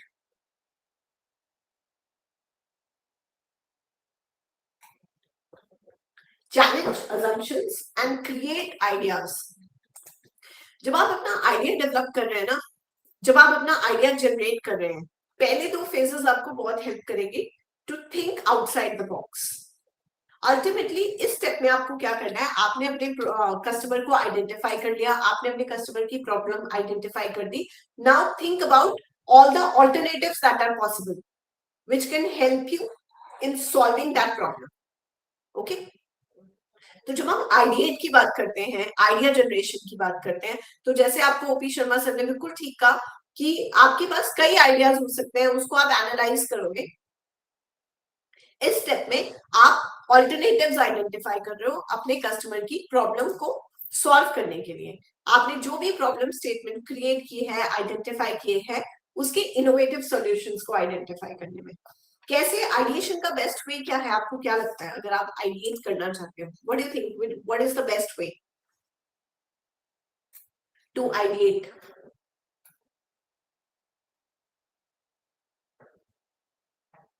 फर्स्ट 2 स्टेजेस तो आपको हेल्प करेंगी ही आइडिएशन में। Brainstorming they say is a very good way to ideate. जब आप आइडियाज जनरेट कर रहे हैं, आप अपनी टीम के साथ बैठिए, आप आइडेंटिफाई करिए और कितने पॉसिबल ऑल्टरनेटिव्स हो सकते हैं एक प्रॉब्लम को सॉल्व करने की, तभी आप उसको आगे बढ़ के उसका एक राइट प्रोडक्ट डेवलप कर सकते हैं।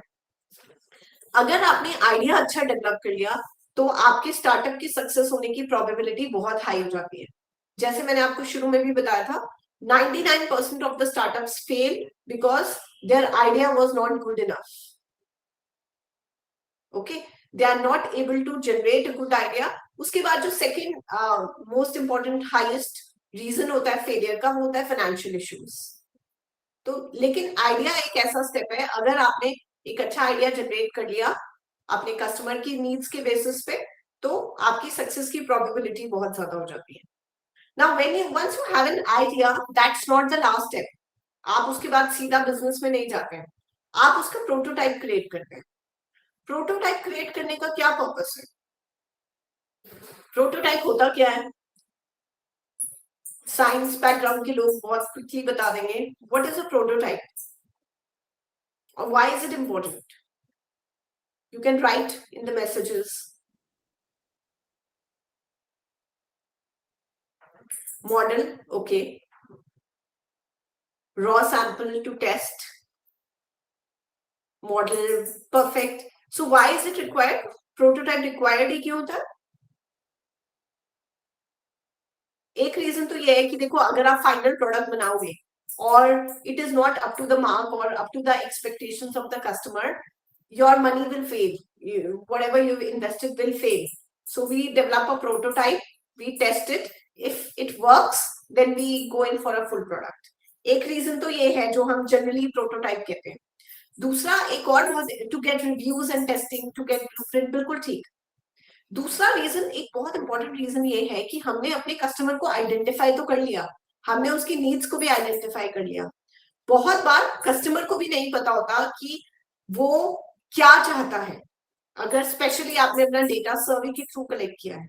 जब आप प्रोटोटाइप प्रेजेंट करते हो तो उससे भी कई बार यूजर्स को अपनी नीड्स बेटर पता चलती है, उससे उनको पता चलता है कि हाँ, ये फीचर्स भी हैं जो हम डेवलप कर सकते हैं या जो मेरी रिक्वायरमेंट है। सो prototype not only helps you in testing your final product, but it also helps in knowing your customer better.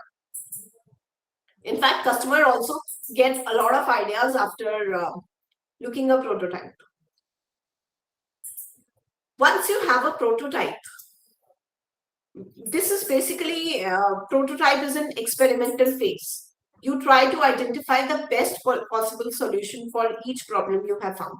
हम इसको inexpensive scale down version भी कहते हैं अपने प्रोडक्ट की। बेसिकली इसका पर्पस ये है कि हम जो भी हमारे आइडियाज हैं हम उसको इन्वेस्टिगेट करें।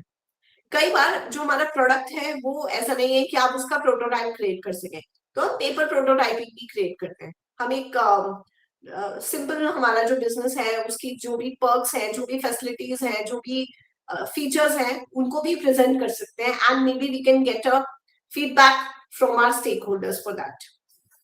Stage 5 is testing. Now at this stage, evaluators rigorously test the prototypes. Although this is final phase, design thinking is iterative. Like I mentioned, ऐसा नहीं है कि आप 5th स्टेज तक पहुंच गए तो आपका प्रोडक्ट फाइनल हो गया। कई बार आपको इसमें ऑल्टरेशंस भी करने पड़ेंगे, आपको रिफाइनमेंट्स भी करने पड़ेंगे टू फाइंड आउट और रूल आउट ऑल्टरनेटिव सॉल्यूशंस। ये स्टेज आपको ये भी हेल्प करती है कि और क्या नए सॉल्यूशंस हो सकते हैं। ओके, कई बार हमारे जो अल्टरनेटिव्स हमने डेवलप किए हैं उनको रूल आउट करने में भी ये स्टेज बहुत यूजफुल रहती है। So these are the 5 stages that help you in converting your thought process into your business idea into action. Like I mention, हम यूजुअली आइडिएशन की बात करते हैं, आइडिया डेवलप करने की बात करते हैं, बट आइडिएशन से पहले भी आपको 2 चीजें करनी पड़ेंगी। ये आइडिएशन का पार्ट ही है, आप मान लीजिए। पहले आप एम्पथाइज करेंगे, अपने यूजर को समझेंगे, उसकी प्रॉब्लम्स को डिफाइन करेंगे, तभी आप आइडिएशन करेंगे, फिर prototype and testing. This is a design thinking approach that you will have to follow for your business. Next slide please.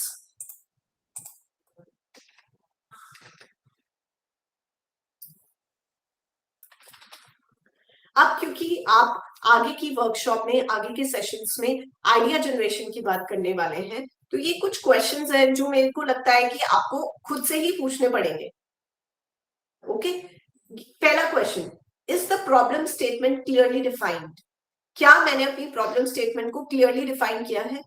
जैसे मैंने बताया कि मैं बार बार इस चीज पे इसलिए फोकस कर रही हूँ क्योंकि मैंने ये ऑब्जर्व किया है, एंटरप्रेन्योर्स या कोई भी जो अपना बिजनेस स्टार्ट कर रहा है ना, वो अपनी अजम्पशंस के बेसिस पे स्टार्ट करता है।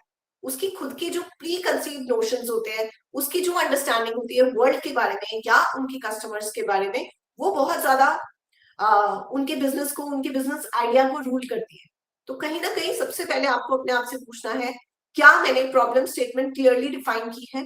क्या मैंने आइडेंटिफाई किया है कि मेरे कस्टमर की क्या नीड है, मेरे कस्टमर की क्या रिक्वायरमेंट है? एक टाइम था बिजनेस में जब सारी कंपनीज प्रोडक्ट पे फोकस करती थी कि क्या प्रोडक्ट होगा, उसके क्या फीचर्स होंगे, कैसा प्रोडक्ट होना चाहिए। अब वो फोकस हमारा चेंज हो चुका है। अब आप प्रोडक्ट पे तो फोकस करते ही हो, लेकिन आप ये फोकस करते हो कि what utility that product can give to customer. आपने देखा होगा बहुत सारे बहुत अच्छे प्रोडक्ट्स कई बार फेल हो जाते हैं और कई बहुत एवरेज प्रोडक्ट्स बहुत सक्सेसफुल रहते हैं। तो सिर्फ प्रोडक्ट का फीचर नहीं, आप कस्टमर की क्या यूटिलिटी सर्व कर रहे हो, ये बहुत इंपॉर्टेंट है। तो आपको ये आइडेंटिफाई करना पड़ेगा बिजनेस आइडिया जनरेट करने से पहले। Have you defined your problem statement clearly? Is it backed by surveys and analysis of the market? दूसरा क्वेश्चन जो थोड़ा सा ट्रिकी है, is the problem worth solving? आपने प्रॉब्लम तो ठीक आइडेंटिफाई कर ली, लेकिन पहले आपको ये भी देखना पड़ेगा कि क्या वो प्रॉब्लम वर्थ सॉल्विंग है भी। अगर हम उस प्रॉब्लम को सॉल्व नहीं करते तो क्या बिजनेस अफेक्ट होता है, क्या सोसाइटी में कुछ फर्क पड़ता है? ये इसलिए भी इंपॉर्टेंट है कि मान लीजिए आपने कोई प्रॉब्लम आइडेंटिफाई की, आपने अपना प्रोडक्ट डेवलप किया उस प्रॉब्लम को एड्रेस करने के लिए, लेकिन लोगों को वो प्रॉब्लम इतनी बड़ी नहीं लगती, they are not ready to spend money on your product, then the whole process will go fail. आप तो सोचेंगे आपने भाई प्रॉब्लम भी ठीक आइडेंटिफाई की, आपने काम भी ठीक किया, स्किल सेट भी आपके पास पूरा है, बट आपको ये भी आंसर करना पड़ेगा, क्या वो प्रॉब्लम वर्थ सॉल्विंग है भी? क्या आप उससे पैसा कमा सकते हैं उस प्रॉब्लम के बेसिस पे प्रोडक्ट आइडेंटिफाई करके? Is the chosen target customers motivated to solve the problem? क्या वो कस्टमर्स आपके प्रोडक्ट के लिए पैसा देने को तैयार रहेंगे या वो प्रॉब्लम ही फेस करना बेटर समझेंगे? करेक्ट, प्रॉब्लम तो है, प्रॉब्लम सॉल्व भी वो करना चाहते हैं, बट क्या वो प्रॉब्लम इतनी क्रूशियल है कि उसके लिए वो पैसा स्पेंड करें? Is the core value proposition of your business defined, quantified and validated? आपके बिजनेस की कोर वैल्यू प्रपोजिशन क्या है, आप अपना जो भी आपका जो बिजनेस है उसका जो कोर आइडिया है, आपने क्या उसको प्रॉपरली डिफाइन किया है, क्या आपने उसको क्वांटिफाई किया है। क्वांटिफाई मतलब क्या कॉस्ट रहेगी, क्या बेनिफिट रहेगा, क्या आपने उसको वैलिडेट किया है। वैलिडेट करने का सिंपल तरीका है प्रोटोटाइपिंग एंड टेस्टिंग। तो ये क्वेश्चंस हैं जो आपको अपने आप से पूछने पड़ेंगे बिजनेस में एंटर करने से पहले, क्योंकि अगर आप इन क्वेश्चंस को नहीं आंसर करते हैं तो आइडिया अच्छा होने के बावजूद भी, सब चीजें होने के बावजूद भी आप सक्सेसफुल नहीं हो पाएंगे अपने स्टार्टअप में। Is the prototype effective in solving the problem that a customer is facing? क्या आपका प्रोटोटाइप उस प्रॉब्लम को सॉल्व कर रहा है? अब प्रोटोटाइप वर्ड जब मैं यूज करती हूँ तो यूजुअली हमारे माइंड में प्रोडक्ट आता है, बिल्कुल ठीक बात है, लेकिन आप इसको सर्विस पे भी इम्प्लाई कर सकते हैं। अगर आप कोई सर्विस प्रोवाइड कर रहे हैं, आपका स्टार्टअप किसी सर्विस के अराउंड है, तो भी ये क्वेश्चंस आपको आंसर करने पड़ेंगे अपने कोर आइडिया से लेके। Next slide please.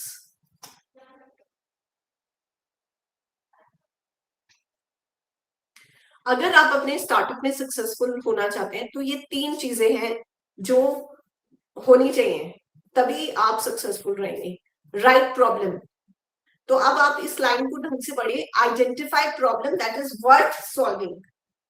तो सिर्फ प्रॉब्लम होना इंपॉर्टेंट नहीं है, सिर्फ उसकी इंपॉर्टेंट आपने ठीक आइडेंटिफाई किया वो इंपॉर्टेंट नहीं है, आपको ये भी देखना पड़ेगा is that problem worth solving, is that startup idea good enough for the people, will they invest in that, have you got the right problem, are you working in the right direction? If you are not, you might have to rethink, you might have to readjust, you might have to think कि आपकी customers, आप कौन से नए customers, क्या segment हो सकती है जिसको आप टारगेट करना चाहते हैं। तो राइट प्रॉब्लम आइडेंटिफाई करना, problem that is worth solving is the right problem. Okay, second is right customer, customers who are willing to solve the problem। क्या आप जिन कस्टमर्स को टारगेट कर रहे हैं, जिन पे फोकस कर रहे हैं, जिनको लेके प्रोडक्ट बना रहे हैं, क्या वो उस प्रॉब्लम को सॉल्व करना चाहते हैं? क्या वो पैसा खर्च करके आपका प्रोडक्ट या सर्विस लेना चाहते हैं? अगर हाँ, तो कितना पैसा और कितना कितना टाइम, कितना एफर्ट वो आपकी सर्विस के लिए देंगे? क्या आपने राइट कस्टमर आइडेंटिफाई किए हैं? आपकी प्रॉब्लम राइट हो सकती है, आपकी प्रॉब्लम वर्थ सॉल्विंग हो सकती है, बट हो सकता है जो आपने टारगेट जिस ग्रुप को कर रहे हैं, they don't want that problem to be solved, they have a problem but they don't want to solve it. There can be a lot of reasons to it. Usually हम एक term use करते हैं, status को बायस। लोगों को लगता है जो चल रहा है चलता रहे, ठीक है, यही ठीक चीज है, क्यों नई चीज ट्राई करें, इससे भी तो काम चल ही रहा है। तो you have to identify those customers who are willing to solve the problem. And third and most important thing is right product. Which product provides utility to the consumer at the price that they are willing to pay? जैसे मैंने कहा, मैं repeat कर रही हूँ, आज की date में प्रोडक्ट्स इंपॉर्टेंट नहीं है, प्रोडक्ट के फीचर्स इंपॉर्टेंट नहीं है, इंपॉर्टेंट ज्यादा है उससे कि आप क्या यूटिलिटी अपने कस्टमर को प्रोवाइड कर रहे हो अपने प्रोडक्ट और सर्विस के through. This is something which is very important. आप बहुत सारे एग्जांपल्स ले सकते हो अपने आसपास, जितने भी नए टाइप की बिजनेसेस हैं वो भी कहीं ना कहीं सिर्फ यूटिलिटी प्रोवाइड करने की कोशिश कर रहे हैं। जैसे कि Amazon इतना सक्सेसफुल क्यों है?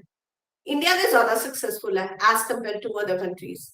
What is the problem that they are trying to solve? They are trying to provide time and place utility to the consumer.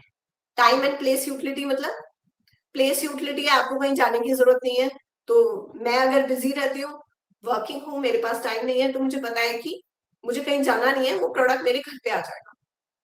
Time utility, मेरा टाइम बच रहा है, उसमें मेरे पास ऑप्शन भी है, मैं टाइम स्लॉट भी फिक्स कर सकती हूँ कि मैं इसी समय अवेलेबल हूँ, आप इसी समय मुझे लेके जाए वो product. Urban Clap, what is the utility that they are providing? Again they are providing time utility. तो अब प्रोडक्ट के अलावा भी बहुत सारी चीजें हैं जो आप अपने कस्टमर को, कंज्यूमर को प्रोवाइड कर सकते हैं, तो आपको यही आइडेंटिफाई करना है। मैं थोड़ा सा रिकैप करना चाहूंगी अपनी प्रेजेंटेशन का, जो हमने आज बातें की, ताकि आप उन पे फोकस कर सके और मुझे क्वेश्चंस पूछ सके। स्टार्टिंग में हमने बहुत थोड़ा टाइम डेडिकेट किया कि एंटरप्रेन्योरशिप क्या है। मैंने आपको बताया कि मेरे अकॉर्डिंग एंटरप्रेन्योरशिप में 2 वर्ड्स बहुत इंपॉर्टेंट है, इनोवेशन एंड प्रॉब्लम सॉल्विंग। आप कैसे प्रॉब्लम को आइडेंटिफाई कर रहे हैं और उसको कैसे इनोवेटिवली सॉल्व करने की कोशिश कर रहे हैं। उसके बाद हमने थोड़ा सा ब्रीफली डिस्कस किया कि एंटरप्रेन्योरशिप क्यों इंपॉर्टेंट है। मैंने आपको बताया कि सिर्फ इसलिए नहीं कि आपके लिए आप एक जॉब अपॉर्चुनिटीज क्रिएट कर पा रहे हैं, बट उसके साथ साथ as a nation also it is very important. So that is why policies and government is focusing a lot on startups and entrepreneurship. उसके बाद हमने काफी टाइम डेडिकेट किया स्किल सेट पे। स्किल सेट पे डेडिकेट ज्यादा टाइम करने का मेरा मोटिव ये था क्योंकि मैंने ये ऑब्जर्व किया है कि स्टूडेंट्स के पास आइडियाज होते हैं, स्टूडेंट्स के पास जील होती है स्टार्टअप करने की, बट और उनकी अपने एरिया में एक्सपर्टीज भी होती है, बट ये एक इंपॉर्टेंट चीज है कि आपको अपने आप को ओवरऑल डेवलप करना पड़ेगा। आपको अपनी कम्युनिकेशन से लेके अपनी थिंकिंग प्रोसेस को भी एक्टिवेट करना पड़ेगा। आपको leadership skills, consumer marketing skills, ये सब स्किल्स को ब्रश अप करना पड़ेगा अगर आप एक सक्सेसफुल बिजनेस चाहते हैं। नेक्स्ट इंपॉर्टेंट चीज जिसपे हमने फोकस किया वो था डिजाइन थिंकिंग। मैंने आपको बताया कि अगर आप अपना बिजनेस स्टार्ट करना चाहते हैं तो किस तरीके से आपको design thinking am I audible to everyone? अभी शायद थोड़ा सा Yes, network issue yes, yes. Now you are audible.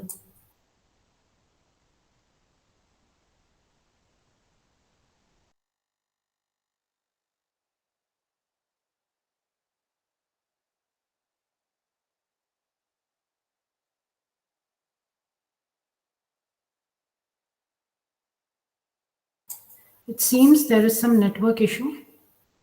We'll wait for a while.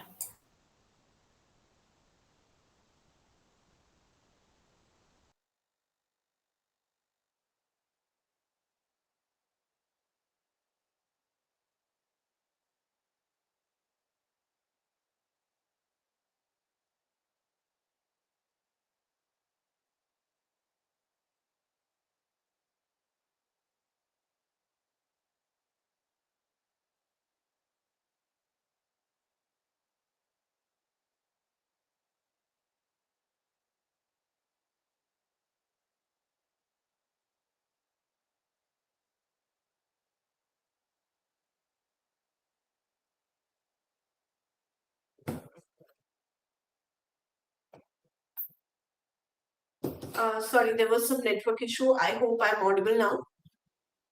Yes. After that, we focused on design thinking. After that, we discussed about some questions that you need to address. और वो questions हैं जैसे कि आपका product कैसा होना चाहिए, क्या आपने प्रॉब्लम ठीक डिफाइन की है, क्या आपकी प्रॉब्लम वर्थ सॉल्विंग है, क्या जो आपके टारगेट कस्टमर्स हैं वो प्रॉब्लम सॉल्व करने को रेडी हैं, आपकी कोर वैल्यू प्रपोजिशन क्या है, आपका प्रोटोटाइप कितना इफेक्टिव है, और अल्टीमेटली मैंने आपके साथ डिस्कस किया कि किस तरीके से आप राइट प्रॉब्लम, राइट कस्टमर और राइट प्रोडक्ट की कॉम्बिनेशन से अपने बिजनेस को सक्सेसफुल बना सकते हैं। Okay, so now I am open two questions. मैंने आपको बहुत सारी चीजें एक सेशन में आपके साथ डिस्कस करने की कोशिश की, क्योंकि मुझे पता है कि अब जब आप वर्कशॉप में आइडिएशन पे आएंगे, आइडियाज डेवलप करने पे आएंगे, तो ये सारे बेसिक्स आपके बहुत हेल्प करेंगे, बेसिक्स बहुत काम करेंगे आपके लिए। तो anything that you want to ask?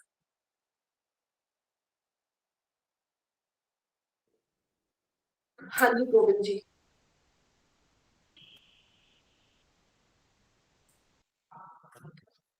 हाँ जी गोविंद जी, आप पूछ सकते हैं अपना क्वेश्चन।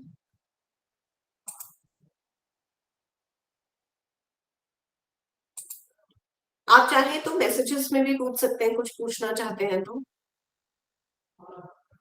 हेलो हेलो, हाँ जी गोविंद जी, आपके पास आ गया। आपने अभी जो प्रेजेंटेशन दिया है, हाँ जी तो कृपया आप ईमेल आईडी पे इसको शेयर करवा दीजिए जो अभी आपने की है।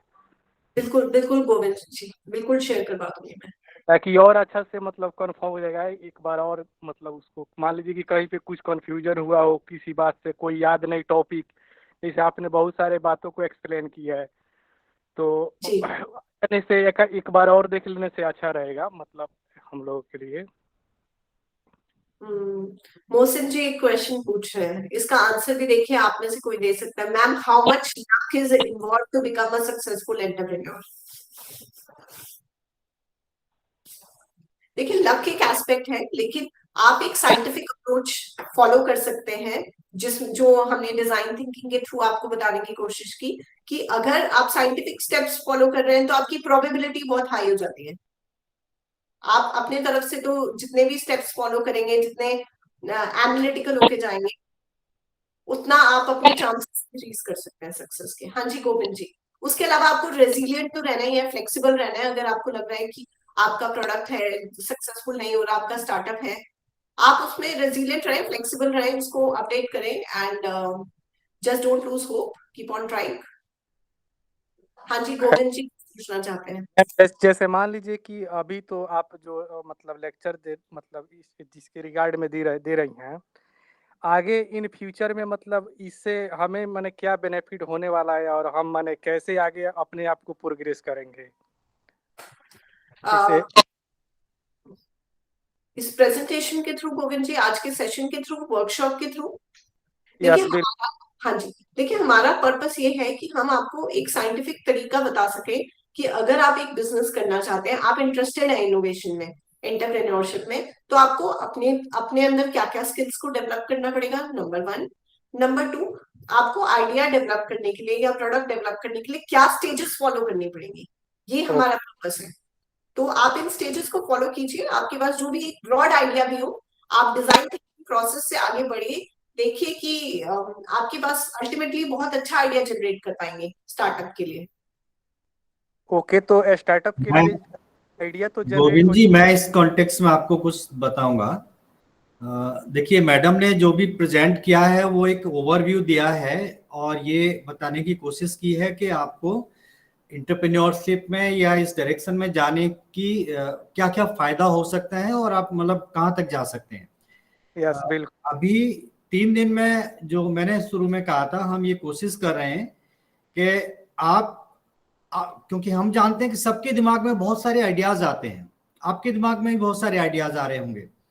वो जो आइडियाज हैं, बहुत सारे में से एक तो जो बेस्ट आइडिया है जिस पे आप काम कर सकते हैं, जिस पे आप कोई इनोवेशन कर सकते हैं या इसको बिजनेस में कन्वर्ट कर सकते हैं, वो आप डिसाइड कर पाएंगे। आप सोचिए कि अब मुझे ऐसा आइडिया सोचना है जो मैडम ने कहा कि वो डुएबल हो, जिसकी जरूरत भी हो लोगों को। आपके मन में आ रहा है मैं बहुत कुछ ऐसा करूं, लेकिन लोगों को जरूरत ही नहीं है उसकी, तो फिर क्या फायदा। तो आज के सेशन से या आगे आने वाले सेशन से आप ये सोच पाएंगे कि आपके दिमाग में जो आइडिया आ रहा है उससे बिजनेस या स्टार्टअप बन भी सकता है कि नहीं बन सकता है, वो सक्सेसफुल होगा भी कि नहीं होगा, उससे आप पैसा कमा सकते हैं, लोगों की सेवा कर सकते हैं। ये सारे एस्पेक्ट आप सोचिए। और अब आप आइडियाज, अगर आप पहले से कुछ काम कर रहे हैं तो उसको देखिए, नहीं है तो नए सिरे से सोचना शुरू करिए, और सोचिए, फिर उसको हम लोगों के साथ शेयर भी करिए।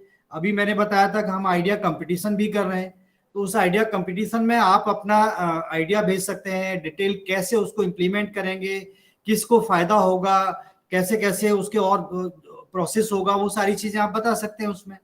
उसके बाद आप हमारे साथ में जो बाकी के प्रोग्राम्स में उनमें जुड़े रहिए, और हो सकता है कि आप एक at the end of year और सो आपका भी एक बहुत अच्छा कोई एक बिजनेस बनने का आइडिया बन जाए, डेवलप कर सकें आप। Okay okay okay sir.